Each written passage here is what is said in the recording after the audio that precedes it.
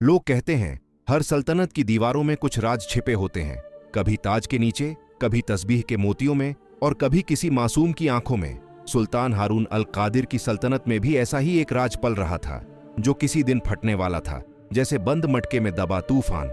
सुल्तान इंसाफ पसंद था, लेकिन उम्र ने उसके चेहरे पर तजुर्बे की लकीरें और दिल में बेचैनी के धब्बे छोड़ दिए थे। उसकी बेटी मरियम, महल की इकलौती शहजादी, मगर जाने क्यों हमेशा चुप रहती। न संगीत पसंद, न जेवर, न दरबार की महफिलें। कहती थी, अब्बा जान, इंसान की आवाज तो सुनाई देती है, मगर खुद की रूह की आवाज कहां जाती है।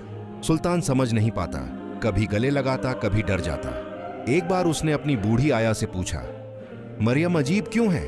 आया कांपती आवाज में बोली, हुजूर, वो जब पैदा हुई थी ना, तब आसमान से एक काली परछाई उतरी थी।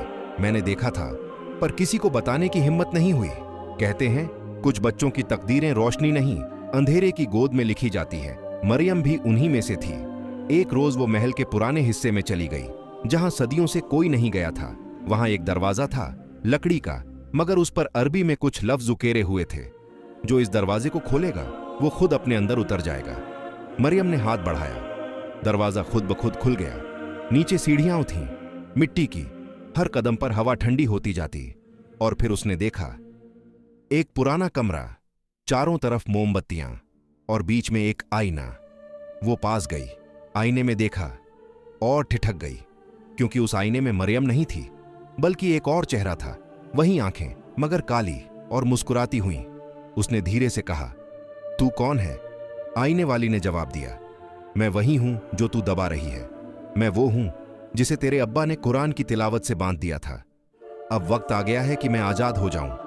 मरियम चीखी, भागी, मगर आवाज पीछे पीछे आती रही, मरियम, तू मेरे बिना अधूरी है। 3 दिन तक वो बीमार रही, न कुछ खाया न बोली। महल के आलिम आए, उन्होंने आयतें पढ़ी, मगर कुछ असर न हुआ। सुल्तान ने आखिरी कोशिश की। वो एक बुजुर्ग सूफी को बुलाया, जो रेगिस्तान में रहता था। सूफी आया, बस एक नजर मरियम पर डाली, फिर बोला, हुजूर, आपकी बेटी 2 नहीं 1 है। एक वो जो इंसान है और दूसरी वो जो सदियों से जिन्नात के खून से बंधी है। सुल्तान का चेहरा फीका पड़ गया। सूफी ने कहा, अगर आप चाहें तो मैं उसे बचा सकता हूं, मगर शर्त यह है कि आपको अपने दिल के तख्त से ताज उतारना होगा, क्योंकि शैतान ताकत से नहीं, गुरूर से पैदा होता है। सुल्तान ने बिना सोचे ताज उतार दिया। सूफी ने कुरान की आयतें पढ़ीं और मरियम के माथे पर हाथ रखा। उसके जिस्म से धुआं उठने लगा, जैसे कोई अंदर से जल रहा हो। मरियम चीखी, अब्बा जान, मुझे बचा लो। सुल्तान जमीन पर गिर पड़ा, आंखों से आंसू बह निकले और उसने सिर्फ इतना कहा, या अल्लाह, अगर उसे लेना है तो मुझे ले ले, मगर मेरी मरियम को बचा ले। और तभी कमरा नूर से भर गया। मरियम की चीख थम गई। सूफी मुस्कुराया, हुजूर, वो अब महफूज है, जिन्न गया नहीं, बस तौबा कर गया। कुछ दिन बाद मरियम पूरी तरह ठीक हो गई।